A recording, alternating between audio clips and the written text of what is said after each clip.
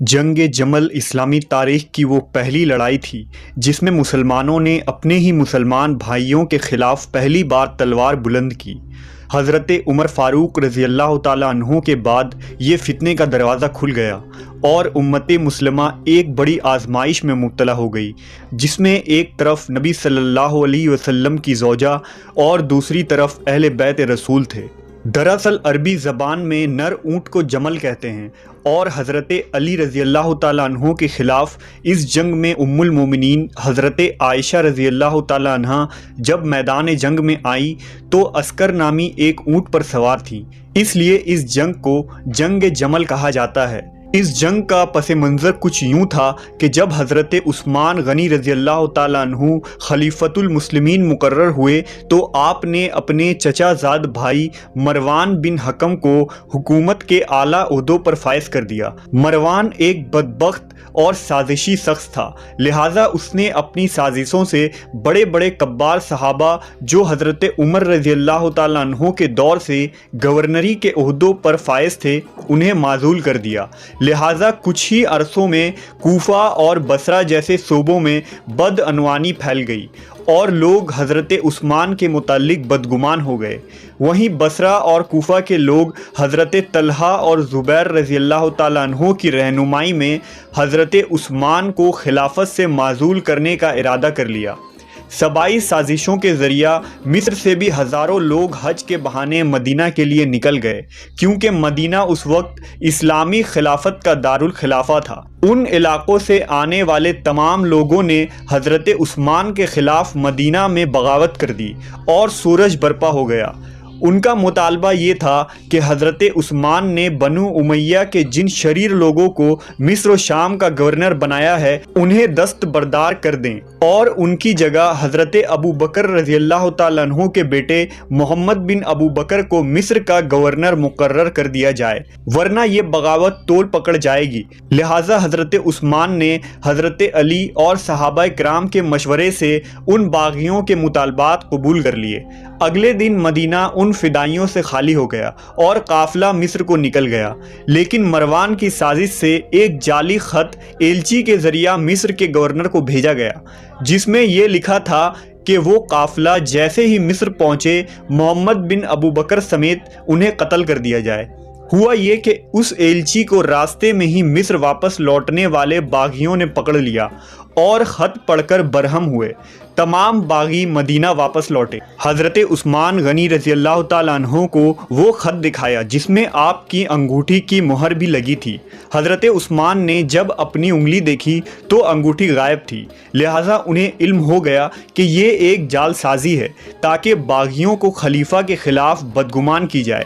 حضرت عثمان نے قسم اٹھائی کہ یہ فرمان ان کا نہیں ہے، یہ خط صرف ایک سازش ہے، لیکن محمد بن ابی بکر نہیں مانے اور باغیوں نے طوفان کھڑا کر دیا۔ انہوں نے یہ مطالبہ کیا کہ حضرت علی رضی اللہ تعالیٰ عنہ کو خلیفہ مقرر کیا جائے اور حضرت عثمان کو قتل کیا جائے۔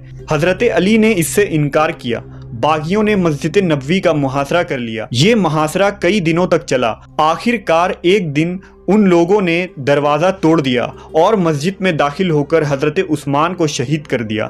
اب باغیوں نے حضرت علی سے مطالبہ کیا کہ وہ خلیفہ بن جائیں، لیکن آپ نے انکار کر دیا، مگر مدینہ کے لوگوں نے اصرار کیا اور صحابہ نے بھی حضرت علی کو یہی مشورہ دیا کہ اس وقت حالات کے پیش نظر حضرت علی کا خلیفہ بن جانا ہی مناسب ہوگا، پھر بعد میں ان قاتلین عثمان کو سزا دے دی جائے گی۔ لہٰذا حضرت زید بن ثابت رضی اللہ تعالیٰ عنہ، حضرت ابن عمر، حضرت طلحہ و زبیر رضی اللہ تعالیٰ عنہ جیسے صحابہ نے آپ کی بیعت کر لی اور آپ خلیفہ مسلمین مقرر ہوئے۔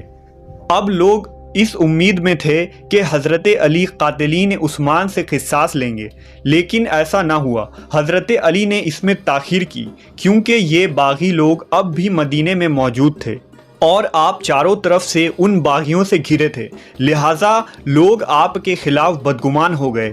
صبائیوں نے لوگوں میں یہ افواہ پھیلا دی کہ خلیفہ بننے کے لیے حضرت علی نے قاتلین عثمان کا ساتھ دیا ہے اور اب وہ ان سے کوئی بدلہ یا قصاص نہیں لیں گے، لہٰذا حضرت طلحہ اور زبیر رضی اللہ تعالیٰ عنہ بھی مدینے سے نکل گئے۔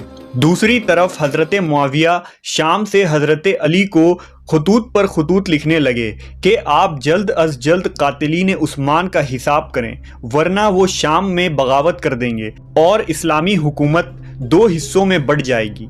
हज़रत अली के खिलाफत के चौथे महीने हज़रत तलहा और ज़ुबैर बसरा पहुँचे और लोगों को खुतबों में बताया कि वो हज़रत अली की बैत तोड़ रहे हैं, क्योंकि उन्होंने खौफ की वजह से ये बैत की थी।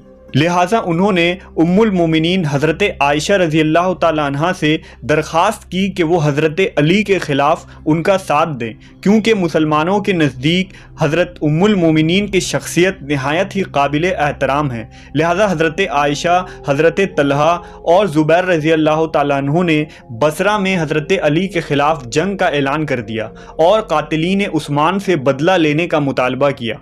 अब्दुल्ला इब्ने आमिर बिन कुरैज़ और याली बिन उमैया ने 400 ऊँट और 1 लाख दिरहम पेश किए, जिससे एक बड़ी फ़ौज तैयार हो गई, जिसमें 3000 से भी ज़ायद सिपाही जमा हो गए।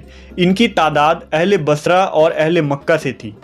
सन 36 हिजरी जमादी अल आखिर में ये लश्कर बसरा रवाना हुआ।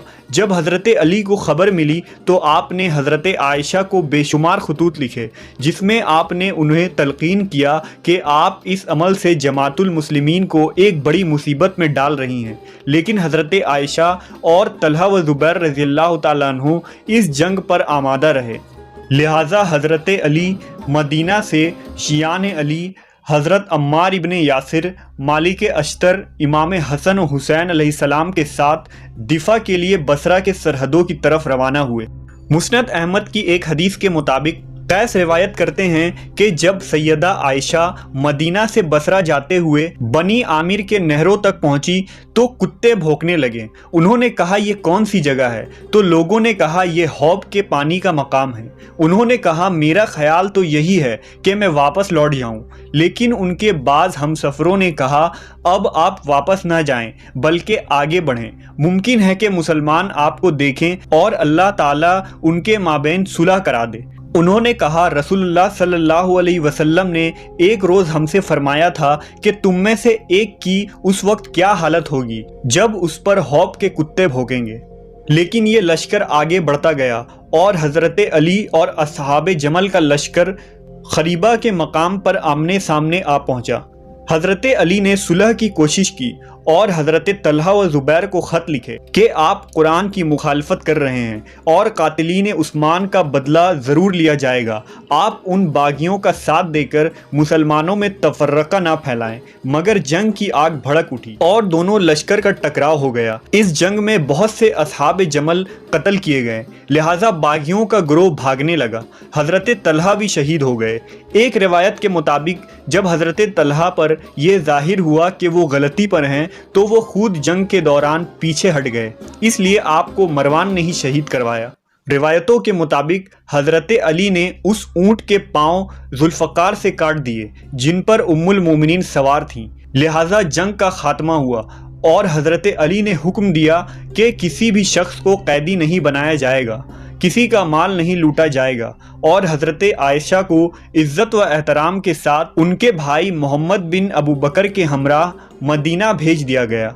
बाद में जब अहले बसरा ने हज़रत आयशा रज़ी अल्लाह ताला अन्हा को वो खतूत दिखाए जिसमें उन्होंने लोगों को हज़रत अली के ख़िलाफ़ भड़काया और कातिलीन उस्मान से बदला लेने के लिए उकसाया था, तो हज़रत आयशा ने इनकार कर दिया। वो ख़त उन्होंने कभी लिखे ही नहीं थे, बल्कि ये बागियों की साजिश थी। तब उम्मुल मोमिनीन पर यह राज अफशा हुआ कि वो शदीद गलती पर थी। अहादीस के मुताबिक बाद में हज़रत आयशा जब भी जंग जमल को याद करती तो रोती थी और कहा करती कि हाय अफसोस, मुझसे ये बिदअत सरजद हो गई कि मैं हज़रत अली के ख़िलाफ़ निकली।